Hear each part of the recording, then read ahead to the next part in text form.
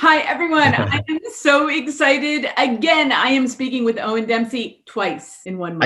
Again. Yes, again. But it's so exciting. You've never had a month like this. 2 books in 1 month. That's just crazy. So today we're talking The Hidden Soldier, still on your high from, The Longest Echo. But, you can do this, right? You can do 2 books. Yeah, I'll give it a go. I'll tell you in a while if I can do it or not. How did it happen, though? Were you writing these books at the same time, or were you writing? No, it was more of a bit of a delay with Longest Echo coming out. It took a while for that to come out, and then by the time it was ready to come out, the other one, which came together much more quickly, was ready also. These days, our lives are so boring, aren't they? With coronavirus and never going anywhere. You know what? I wanted to do something a little bit interesting. To release 2 books in 2 weeks. You know what? Oh, and you can do that every month, and I'll be a happy person. So I wish I was. You didn't have to write a book every 2 weeks. That would be a challenge. That would be a challenge. That would be a challenge.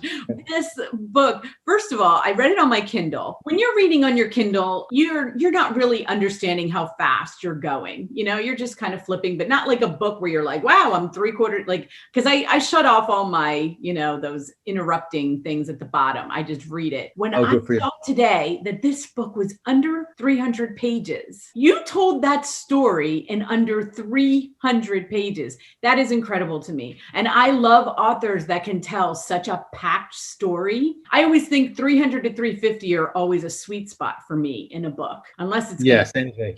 For me, that's about what I think is awesome. When I saw that you did it in 298 pages and the story was so good from the first chapter of this book, you had it so fast paced. And of course, you gave me another story that I knew nothing about, which I'm going to let you tell us how you came across it. But I was just blown away by this book. I loved it. Can't say enough about it. So I'm going to let you tell us about this book. That's great. And yeah, it's funny you say about the page count. That's you and me are the same. Like when I look at a book and I look at a page count like 750 pages, I'm like, oh God. I'm not saying these aren't great books. I'm no James Joyce. His Ulysses was like 950 pages and I'm in awe. I always think you should be able to tell your story within about 350 pages or so. I think there's a bit of fluffing if you go past that, unless it's like Game of Thrones or something where there's like 40 different characters all interacting and doing stuff like that. Then there's exceptions, obviously. That's what I aim for. And as a writer, I try to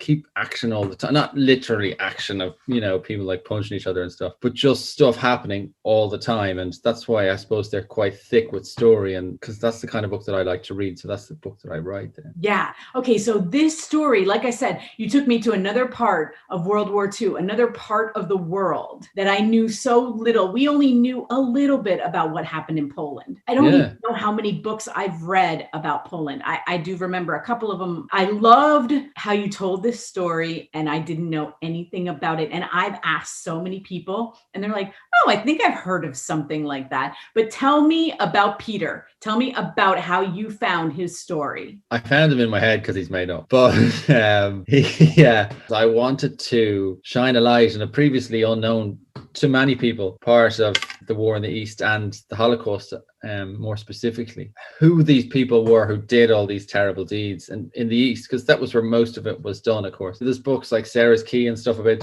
obviously Jewish people being sent over from France, or there's other stuff about Italy, but most of the horrific stuff was done in the East, where there was large Jewish populations, and there was already an unhealthy hatred of a certain percent of the population. I spoke to an historian who specializes in Poland. She's at NYU. She was telling me that she compared the Jewish issue then to kind of like Black Lives Matter now, if you know what I mean. Right. Certain, like, it's kind of either you're for it or you're against it, you know what I mean? There's not really very much in between of people who really, I don't mind them, they do their thing. So there was a pretty strong element in society there in the East and who were anti-Semites. Yeah, I wanted to find out who these people were who committed all these atrocious acts. Found out that the Germans, in their own horrible way, had a way of recruiting people to be perpetrators of the Holocaust. And that's where the part of my story comes in. I don't think I should really give away too much about that, just for people who haven't read it yet, because it's a bit of a surprise. But I'll go. Yeah, the Germans were very horrifically efficient, let's say, in getting people to do what they wanted them to do, because their own troops didn't want to actually be the people to literally pull the trigger because of stress. And I read about this, and it wasn't because of emotional stress of, oh, this is so wrong what we're doing here. It was more that the physical, actually seeing the stuff happening and the actual, blood and guts and stuff, they just didn't want to deal with that. So they tried to get other people to do it. And this is part of my story. Well, the thing that I always love about your books, Eoin, is you are a teacher. That is so evident when I'm reading them. What I love about yours is that I learn so much about history, even after homeschooling 6 children using books. There's still stories out there that I didn't know. And I didn't know that they recruited. I did not know that. I seriously thought they did the things they did themselves. I did not know that they trained people, soldiers, to do their dirt, like, here, this is what you got to do, and kind of give them assignments. I had no idea. I started looking it up, and I mean, it's fascinating to me. Like you said, it wasn't as much emotional as much as it was just like, it's dirty work, and I don't want to do the dirty work. I want to give you orders to do the dirty work. Yeah. You mentioned earlier about Poland and the stories of it, and I'd heard a bit about Poland and what happened, but it is something that's kind of overlooked, I think, in the West. I think we all think of, D-Day and all that stuff, and the General Patton and all that's where all the war was. But there's the stuff that went on there. Really, stuff on the Western Front is not nearly as probably important to the whole scale of the war. Yeah. And some of the stories, like for instance, the Polish Home Army, which is mentioned in the book quite a bit, that was the main Polish resistance. That was the preeminent resistance in Europe of any country. And we hear about the French resistance all the time. And there's dozens of novels, probably hundreds of novels about French resistance fighters and, female spies in the French resistance and doing all this stuff. And there were some really good books. I've never really seen any about the Polish resistance. As I said, they were the biggest resistance force in Europe. The British Secret Service, they got something like 55% of their secrets from the Polish resistance. So the Polish resistance were constantly feeding intelligence back to the Allies.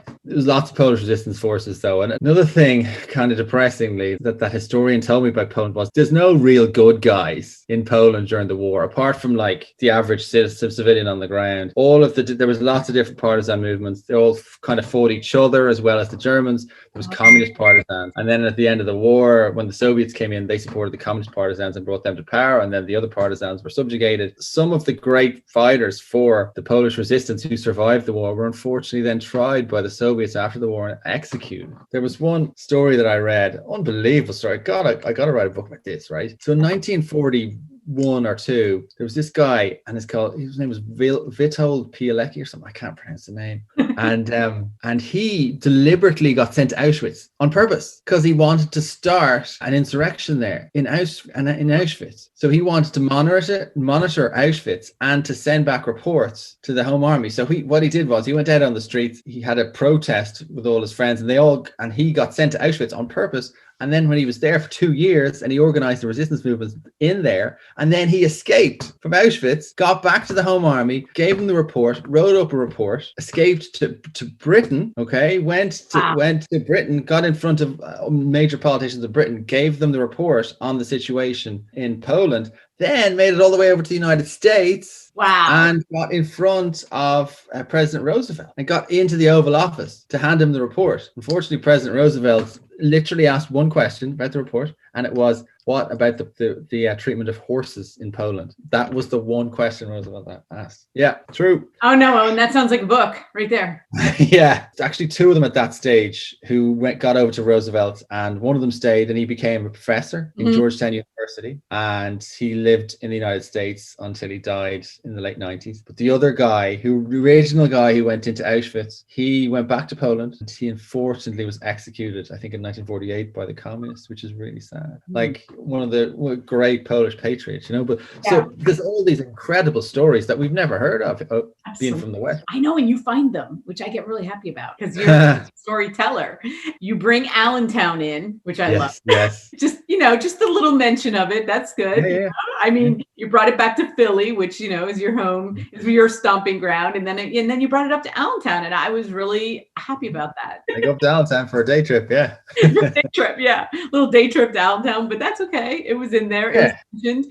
To be quite honest, when I'm writing about situations here in America, there's only one area that I know really anything about. Yeah. I'd like to write about Michigan or Wisconsin or South Dakota or something, but I just don't know those places. I have to set them in places that I know. And the place that I used to teach in, actually, I was a teacher there for 7 years. It's very heavily Polish area. I loved reading this story. I loved Sarah. Like I said, you had it fast paced right from the start. This story was so different to me in that the action just never, I felt like it was just action, action, action. I couldn't stop reading it. It was so amazing. Oh my gosh, Eoin, you're just going to new levels in my book. It'll be coming out on Tuesday. I don't think I mentioned that. And it's going to be on Kindle. It's paperback on Tuesday. Right. Yeah. I can't wait to get a paper because I have like a collection of your book. I am definitely gonna get the paperback and add it to my collection. There's a little bit of a strange thing where Peter's from and my main character. So there was the city of Lviv, which was actually called Lvov. Strange place insofar as that I looked it up. I've never been there. I was going to ask you if you'd gone there because sometimes you No, I didn't make it to Poland. The whole coronavirus thing, Yeah. But Poland's meant to be a really good place to visit, actually. It's supposed to be beautiful. I've heard that from a lot of people. Meant to be, people are really nice. It's really fun. It's really cheap. Go to Poland. So the city of Lviv was a part of Poland until 1939 when the Nazis invaded, and then it became a part of the country of Poland ceased to exist then. But then after the war, when the Soviets came in and they took Poland, obviously, and they had it until 1990 or whatever, 1989. Then the borders changed. So the city of Lviv then became a part of Ukraine, and it has remained a part of Ukraine since. Interesting. So Peter is originally from Ukraine with a Polish mother. They go back to Lviv, and he grows up there as a teenager. So he's ostensibly Polish as a teenager, half Polish, but then it becomes a Ukrainian city. So it's a bit of a dichotomy there. And another thing I found out, there's a lot of, now I don't want to ruffle anyone's feathers by saying this, and I'm sure there's a lot of Ukrainians and Poles who disagree with me, but traditionally there's a fair bit of animosity between the two countries. What I was told was it's a little bit like back in those days, it was a little bit similar to maybe Israel and Palestine these days, the shifting borders and the animosity. Interesting. So I think a marriage between a Pole and a Ukrainian like mine would have been rare. The Poles were kind of the ruling class and the Ukrainians were kind of the serfs. Right. So it's very interesting. It's unearthed all these things that you never knew anything about. It was really interesting for me to piece this together and try to piece a story out of it. I can tell in your writing how much fun you had with this book. I can tell. I can always tell when an author's having so much fun writing it. Before I let you go, I'm on Facebook yesterday, and up on my screen pops this thing, and it says "The Way Home." You got that.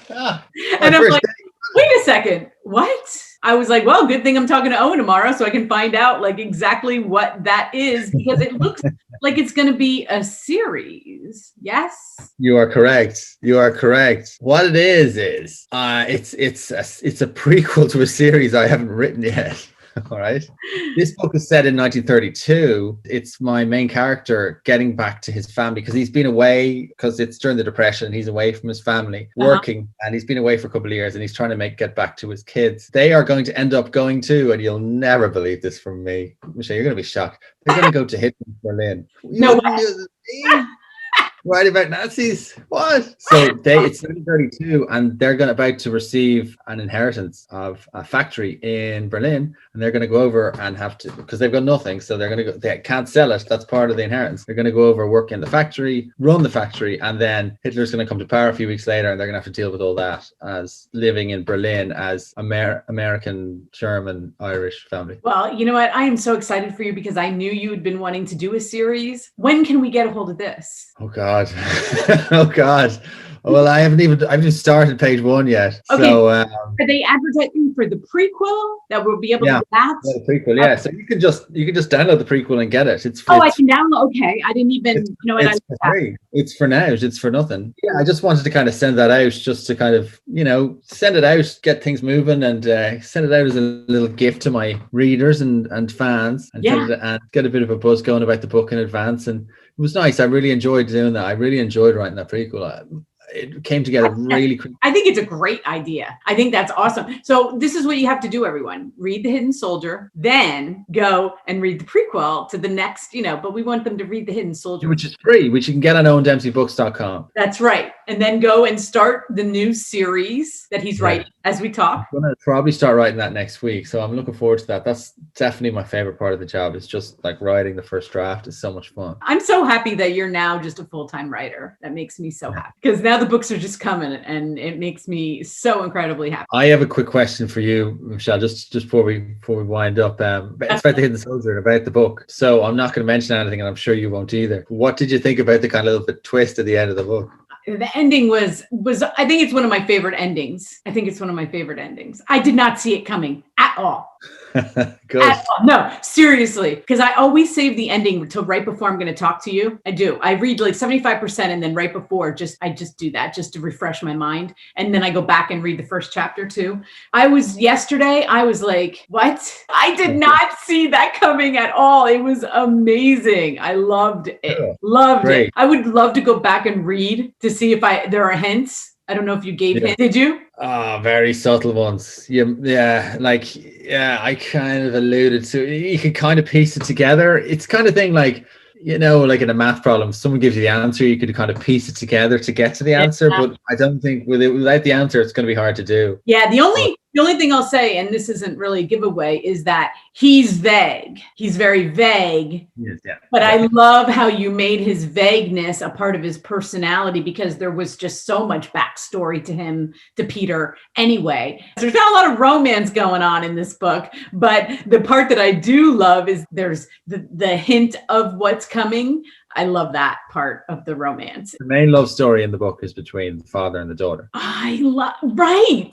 That's the big love story at the center of the book between, the father and the daughter. Yeah, that's awesome. I mean, Peter was just, he was an incredible guy, and everybody will fall in love with him like I did. I love Sarah too. I think as a woman, for what she had to go through, and especially like right now, we're having to go through so much stuff that we never thought we'd have, like in our wildest imagination. She showed us that strength. Again, you always do that with women anyway. So we love you for that. And I'm sure all the women in your life love you for that too. I'll make sure they watch this video. The Hidden Soldier comes out Tuesday. Like he said, the paperback's coming out, but you can get it on Kindle. If you have Kindle Unlimited, like I do, and I think everybody should, because why not? I think it's worth it. Then you can get the book for free. That's what $0. $0 Kindle Unlimited. Yeah. Thank you so much. And when you want to talk about, all the upcoming series stuff, I'm here. Well, the thing is, now I want to kind of turbocharge things, and I'm enjoying this releasing books thing. So I want to get these next books, my series are, and then all the books after that. I just want things to happen more quickly. I'm sick of all this waiting around 14, 15 months for books to come out. I just don't like that. I like books. I like coming out, and I like talking to people like yourself, having fun, and then to my readers and getting stuff out there. So I want to do that a lot more from now on. Oh, I hope so. I'm so happy about that. Thank you so much. Have an amazing book launch. We'll be there for you again. Great. I know you do. And let's just look at that snow that we've got piling up out there, ready for us to show. Thank you so much, Owen. We will talk to you soon. Okay. Bye, Michelle. Pleasure as always.